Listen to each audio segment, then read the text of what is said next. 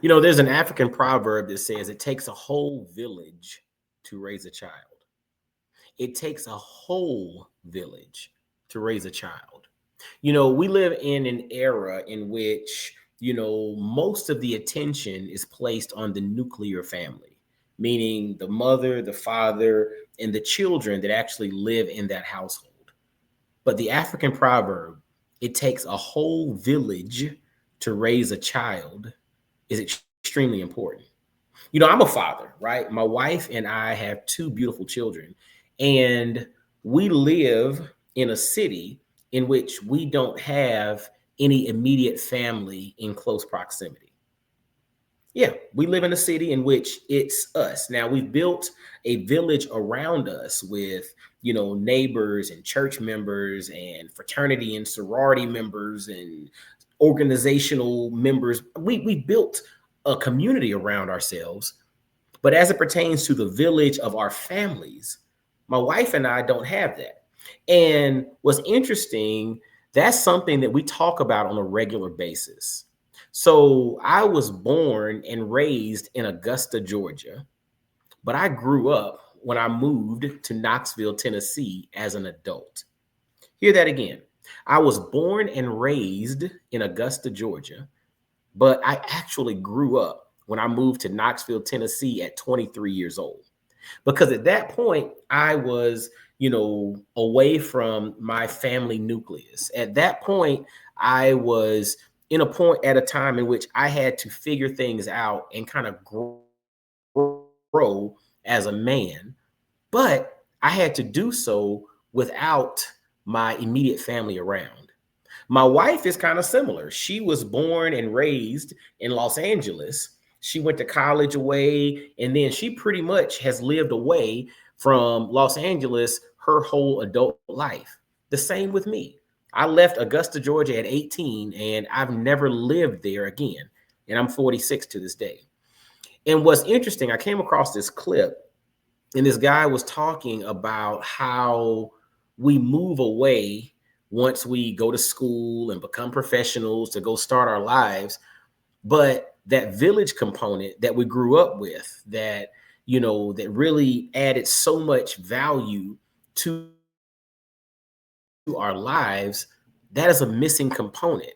And that initial quote that I stated, that initial African proverb of it takes a whole village to raise a child, is true. Because as a parent now, my wife and I have our kids, and we're doing the best that we can, but we also see that at times not having uncles and aunts and cousins and grandparents to just randomly drop the kids off unplanned, we don't have that, right? So growing up, when our kids were younger, I mean, fortunately now, they're old enough to stay home by themselves. But when they were younger, we couldn't go on a date night unless we had a babysitter, right? We had to find somebody. And the way I grew up back in the day in Augusta, Georgia, there was always an uncle, an aunt, a cousin, somebody, a close family friend who was basically like family that could always watch us for a little bit if my mom had to go do something, right? There was always that element of the village being there, whereas that was something that we had to create when we moved away. And my wife and I have to create raising children away from our respective family nucleuses. So I'm going to play this clip, and then we're going to have a reaction to it in just a moment. But that village component is not necessarily just for kids. That's for adults as well. Listen to his snippet, and then we'll break it down a little bit more. For the imports, for you to have relationship with aunts and uncles, you also have to have proximity. Yep. Right? So that's the thing that I think is very much different. Just hearing all these stories, is I was so close to my uncles and aunts, I would end up being at their house on a weekend by accident. But then I am the kid who graduated college and never went back home. And now, and when I moved to Dallas, one of my biggest efforts was to get my family close. So all of my immediate family, because the only way for me to replicate what I had was to have proximity. Yeah. And so I think the way we live today, some of our success also becomes a shortcoming. some of our success, our ability to move around the world, not be in close proximity to the people, and probably run away from some of the trauma that come along with being.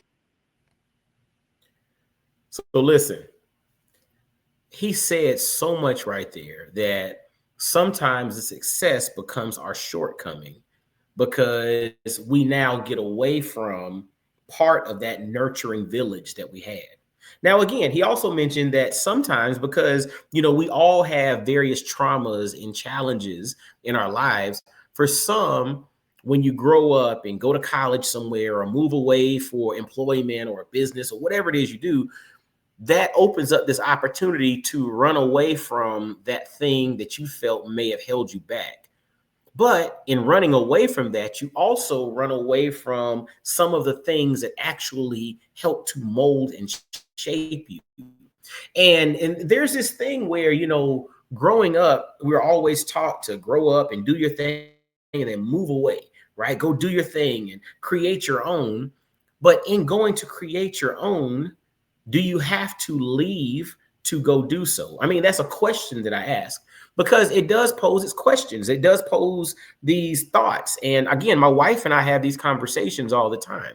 We wonder, the quality that our children are experiencing by not having, grandparents, seeing them multiple times a week, not being able to go to all the cousins' birthdays and, not having everybody come to games and rehearsals and things and performances and things like that. When I was a kid, because both sets of my parents were from Augusta, Georgia, and you could go back at least two generations before them from the Augusta, Georgia area.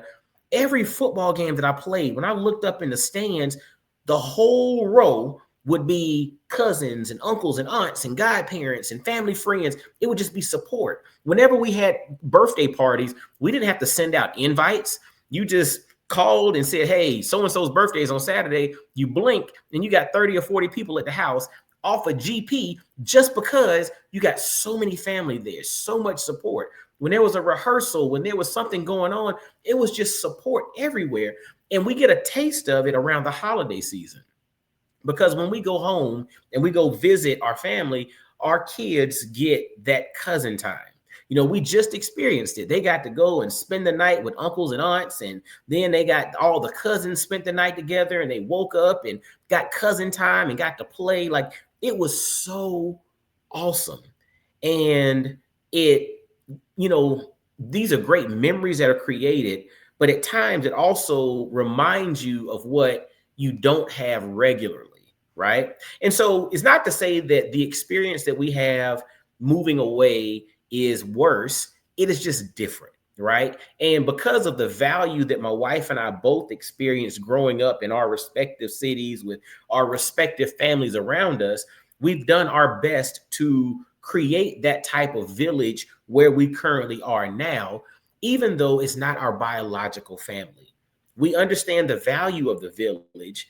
And if you don't have that village readily available, you have to create that village, because this whole BS about rugged individualism and it's just the mother and the father. No, the mama and the daddy are a very strong part of the upbringing of the kids. But that African proverb of it takes a whole village to raise a child is extremely important, because mama and daddy can't do it themselves. We need support. We need, people to pour into us. We need people to pray for us. We need people to help us at times when, we're like, yo, we just need a break, right? We need those things. We need those times. We need moments for date nights and all of that. We need support as well. We need that village. And the brother makes a very valid point about how our success at times leads to our challenges, because we have this tendency to do it alone. And if you really just stop and you think, we've never been designed to do anything by yourself. Like, even from the beginning, I mean, a man was created and he was not meant to live alone. So a helpmeet was created with him. Like, you stop and you think about that. Like, we're designed to be in community. We're designed to connect. We're not designed to be in isolation. And so whether you are fortunate to have your family in close proximity, or whether you need to curate and build a family like infrastructure wherever you are, find people to connect with, build intimate connections. It takes a whole village to raise a child. But listen, us adults, we need a village too. All right. Well, hey, I hope this has been impactful. I'm here to really help to encourage, empower, and encourage you to be the quarterback of your mindset. And, I look at your mindset as being kind of cultivated by five things: your beliefs, your experiences, your relationships, your perspectives, and your perceptions, right? So the relationships piece is what we're talking about here. And your village help to formulate your relationships. It helps to give you that perspective. And so I encourage you all, if you don't already have a village, be very intentional about creating and curating a village because it's necessary. As always, y'all make sure to like, subscribe, and share this thing out. And until next time, y'all be blessed, well, and wise, and have an amazing day. Peace.